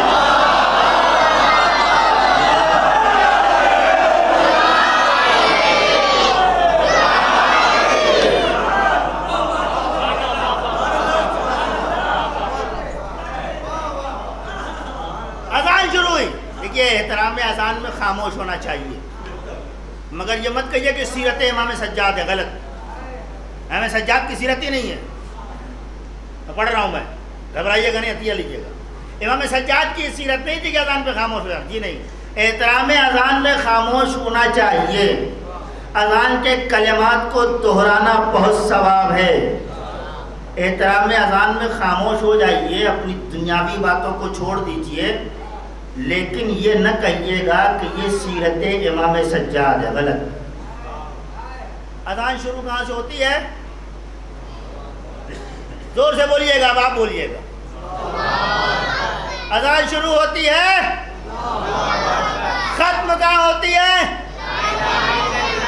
امام کو شروع سے لے کے آخر تک خاموش رہنا چاہیے تھا اگر میرا مولا احترام اذان میں خاموش ہوتا۔ نہیں بات پہنچی میری؟ اللہ اکبر مؤذن نے کہا، امام خاموش تھے۔ اشہدو ان لا الہ الا اللہ کا امام خاموش تھے، لیکن جیسے ہی کہا اشہدو ان محمد رسول اللہ، میرا امام بول پڑا۔ اگر احترام اذان میں میرا مولا خاموش رہتا تو لا الہ الا اللہ تک خاموش رہتا، لیکن جیسے ہی مؤذن نے کہا اشہدو ان محمد رسول اللہ، میں گواہی دیتا ہوں کہ محمد اللہ کے رسول ہے، میرے امام یزید، یہ تیرے باپ دادا کا نام لیا جا رہا ہے یا میرے باپ؟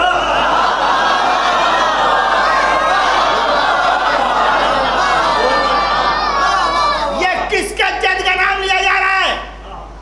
اور اس کے بعد میرے مولا نے شام کے دربار میں لکڑی کے کاٹ پر سے تاریخی جملہ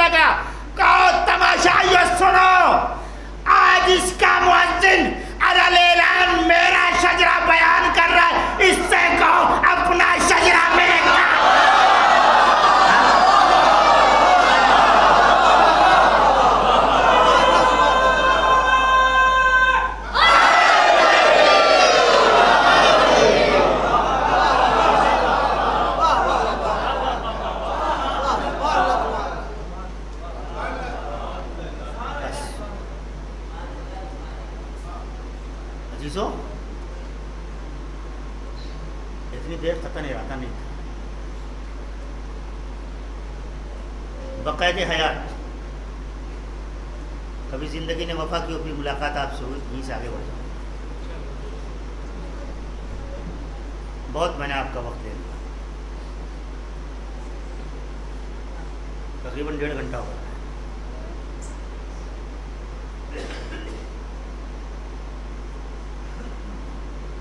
یہ امام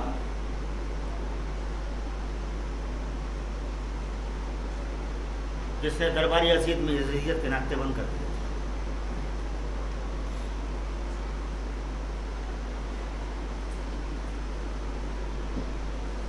مگر جب امتحان دینے پہ آیا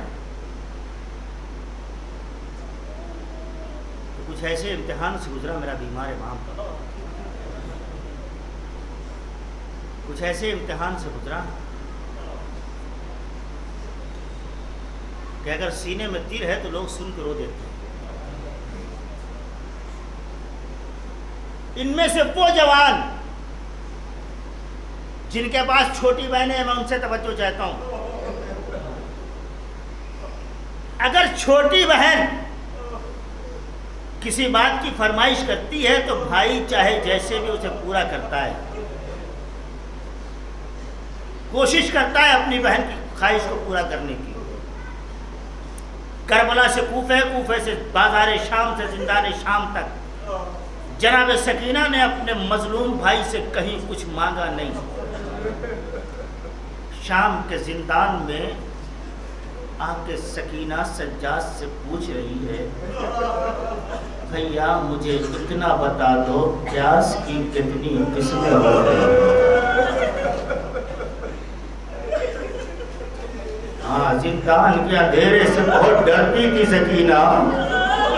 کہتی تھی پھوپھی اماں قید خانے میں بڑا اندھیرا ہے, اے پھوپھی اماں کہیں سے شمع بجا دو. تاریکیوں میں بہت ڈرتی تھی بچی, مگر عالم محمد اتنے مجبور نہیں تھے, اتنے مظلوم تھے کہ جناب سکینہ کی کوئی خواہش پوری نہیں ہو پا رہی تھی. بھیا پیاس کی کتنی قسمیں ہیں؟ امام سجاد کہتے ہیں بٹھو بہن, جب پیاس کی شدت بڑھنے لگتی ہے تو زبان میں کانٹے پڑ جاتے ہیں. فرمایا ہاں بھیا صحیح کہا, میں نے علی اکبر سے سنا تھا بابا تمہارے زبان میں کانٹے پڑ گئے. کہا بھیا جب پیاس اور بڑھ جاتی ہے تو کیا ہوتا ہے؟ فرمایا پھر آنکھوں کی پتلیاں پھیرنا مشکل ہو جاتی ہے. فرمایا ہاں میں نے کربلا میں اصغر کو اسی عالم میں دیکھا ہے. بھیا جب پیاس اور بڑھ جاتی ہے تو کیا ہوتا ہے؟ فرمایا بہن نگاہوں کے سامنے اندھیرا چھا جاتا ہے. کہا بھیا جب پیاس اور بڑھ جاتی ہے تو کیا ہو جاتا ہے؟ کہا بہن پہ ہڈیاں چٹکنے لگتی ہے, گوشت ہڈیوں سے جدا ہو جاتے ہیں. یہ سننا تھا کہ معصومہ سجاد کے پہلو میں لیٹ کے کہتی ہے بھیا ذرا کان لگا کے سن, میری ہڈیوں کا ٹوٹنے کی.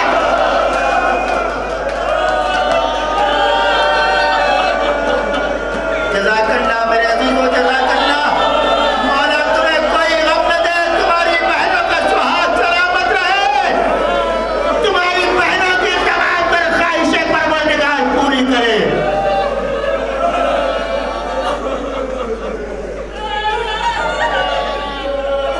مقتل گئے ایک منزل پڑھتا ہوں میرے عزیزو. میں نے 4 دن تمہارے سامنے مصائب نہیں پڑھا. مجھ سے جوانوں نے شکایت کی کہ قبلہ آپ مصائب نہیں پڑھ رہے ہیں. آج میں اپنے جوانوں کی خواہش کسی حد تک پوری کرتا ہوں. شام میں جہاں زندان تھا وہاں زندان سے کچھ فاصلے پر ایک بچوں کا مدرسہ تھا. بچے روزانہ شام کے زندان سے گزر کے مدرسے جاتے تھے اور مدرسے سے پڑھ کے گھر واپس آتے تھے. 7 بچے ایسے تھے جو ایک ساتھ جاتے تھے اور ایک ساتھ آتے تھے. ان بچوں نے ایک دن طے کیا کہ کہ آج چلو چل کے زندان میں دیکھیں کہ زندان میں کون رہتا ہے. ہم نے اپنے ماں باپ سے سنا ہے کہ زندان میں یتیم رہتے ہیں. آج تک ہم نے یتیم دیکھا نہیں کہ یتیم کیسا ہوتا ہے. آج چلو چل کے آج دیکھتے ہیں کہ یتیم کسے کہتے ہیں. مدرسے کی چھٹی ہوئی, یہ بچے زندان کے دروازے پر آئے. بچے شریف گھر کے تھے, زندان کے دروازے پر ایک قیدی کو اپنے سے عمر میں بڑا دیکھا. بچوں نے سلام کیا, قیدی نے جواب سلام دیا. بچوں نے کہا بھائی ہم نے سنا ہے کہ اس زندان میں یتیم رہتے ہیں, آج تک ہم نے یتیم دیکھا نہیں ہے, ہمیں یتیم دکھا دو یتیم کیسا ہوتا ہے. جیسے ہی بچوں نے کہا ہم یتیم دیکھنا چاہتے ہیں, میرے چوتھے امام نے سر جھکا کے ایک گوشے کی طرف اشارہ کیا. بہن سکینہ ذرا ادھر آ, بہن سکینہ ذرا ادھر آ. کانپتی ہوئی سکینہ آگے بڑھی. جیسے ہی زندان کے دروازے پر پہنچی, جملہ سنبھالنا میرے عزیزوں, جیسے ہی زندان کے دروازے پر پہنچی, مقتل کا فقرہ ہے یہ 7 بچے تھے, 4 بچے غش کھا کے گر پڑے.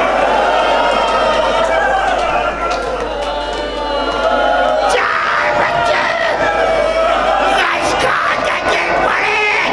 مجھے نہیں پتا, میرا سجاد امام روزانہ اپنی بہن کو اس رنگ میں دیکھ کے زندہ کیسے تھا.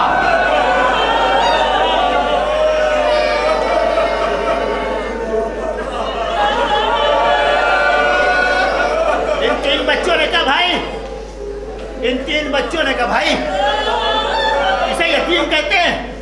کہا بچوں نے زندان کے دروازے کی سلاخیں تھام لی. تھامنے کے بعد میرے مولا سے کہا بھائی ایک زحمت ہوگی, یہ تیری بہن ہے؟ فرمایا ہاں میری بہن ہے. کہا اس سے کہو ذرا چند قدم پیچھے جائے. جناب سکینہ چند قدم پیچھے ہٹی. کہا بی بی چند قدم آگے آؤ. جناب سکینہ چند قدم آگے آئی. سر پیٹ کے بھی لوگ تو مقتل کا جملہ بڑا ہے, تمہارا کوسا چھوٹا ہوگا. امام سجاد نے بچوں سے پوچھا بچوں کیا دیکھ رہے ہو؟ کہا بھائی معاف کرنا, جب یہ تیری بہن چلتی ہے تو ایسا لگتا ہے جیسے زیور بج رہے ہیں, مگر بدن میں زیور نہیں ہے. اتنا سننا تھا میرا مولا رو کے کہتا ہے اے بچوں یہ زیور کی آواز میرے بہن کی ہڈیاں بچ.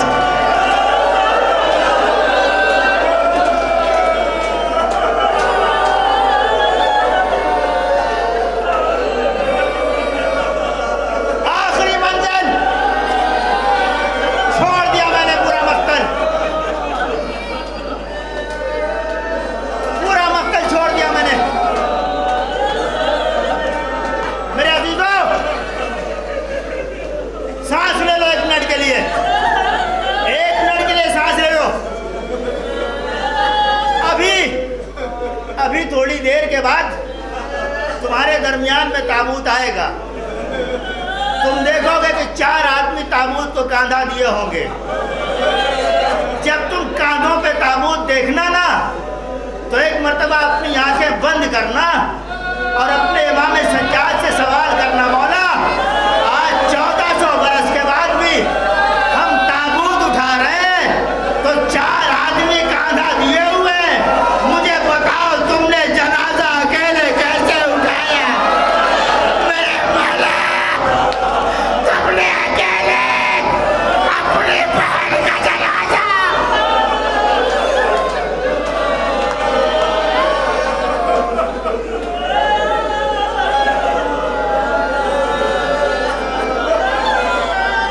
بچے چلے گئے, بچوں کے ماں باپ آگے بچوں کو لے گئے. مقتل کا فکر ہے کہ بچوں نے کھانا پینا چھوڑ دیا تھا. بچوں نے کہا کہ جب تک ہم اس یتیمہ کو آب و دانہ نہیں دیں گے ہم کھانا پانی نہیں کھائیں گے. ان کے ماں باپ خوف یزید سے کوئی قدم نہیں اٹھا رہے تھے. بچوں کی ضد پر یہ لوگ یزید کے پاس پہنچے, یزید ہمیں اتنی اجازت دیتے کہ ہم زندان میں کھانا پانی لے جائیں, ہمارے بچوں نے کھانا پانی چھوڑ دیا ہے. یزید نے اجازت دی, بچوں کو خوشی ملی, بچے خان سجا کے چلے, زندان کے دروازے پر آئے. آنے کے بعد میرے چوتھے امام سے کہا, قیدی اپنی اس بہن کو بلا, ہم اس کے لیے کھانا پانی لے کے آئے ہیں. یہ سننا تھا کہ میرا مولا رو کے کہتا, بچوں تم نے آنے میں دیر کر دی.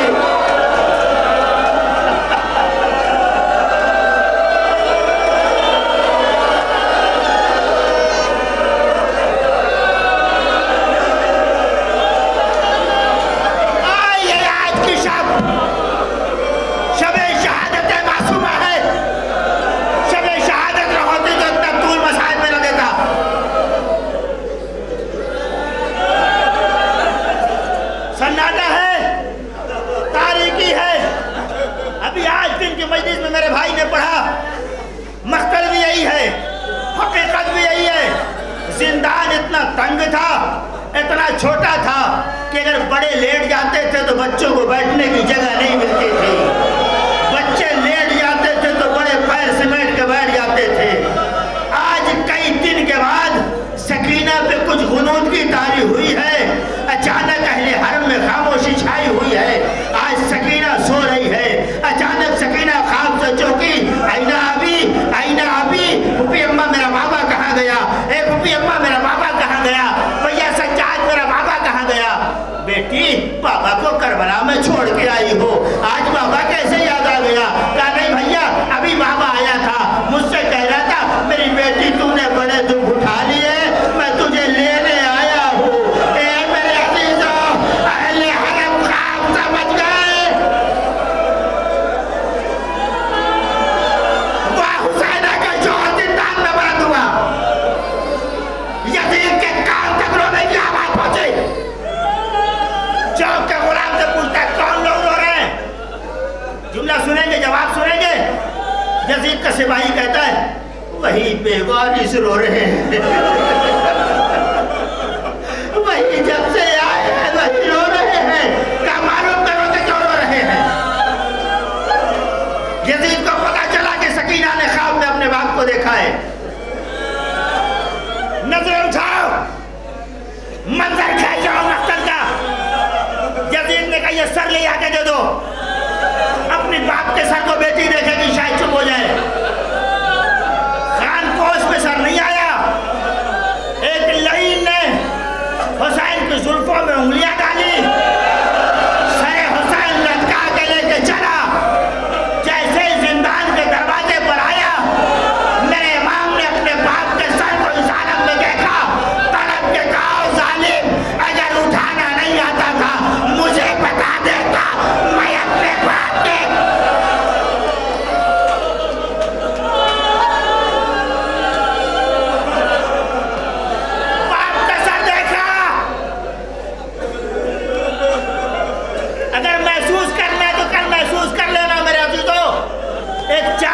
جس کی بچی ہونا, اپنی بچی کو اپنے پاس بٹھانا اور بٹھانے کے بعد بچی کی گود میں اپنا سر رکھ کے دیکھنا سر اٹھتا ہے یا نہیں اٹھتا ہے. 4 برس کی بچی ہے, باپ کا کٹا ہوا سر ہے, جام دامن پھیلا کے باپ کے سر کو گود میں لیے ہوئے ہے, سر سنبھالنا چاہتی ہے سنبھل نہیں رہا ہے. کچھ دیر تک تو لے کے بیٹھی رہی, مگر جب بیٹھا نہ گیا سکینہ سے, ایک مرتبہ زینب سے کہتی پھپھی اماں ذرا قریب آؤ. جناب زینب قریب آئی, پوچھا بیٹی کیا بات ہے. کہا پھپھی اماں میں لیٹ جاتی ہوں, بابا کا سر میرے سینے پہ رکھ دو. سکینہ زندان کے فرش پہ لیٹ گئی, سر حسین کو باپ کی سر کو سینے پہ رکھا اور رکھنے کے بعد کا بابا کچھ یاد آیا, اے بابا ارے کل تک میں تمہارے سینے پہ, اے بابا آج تک.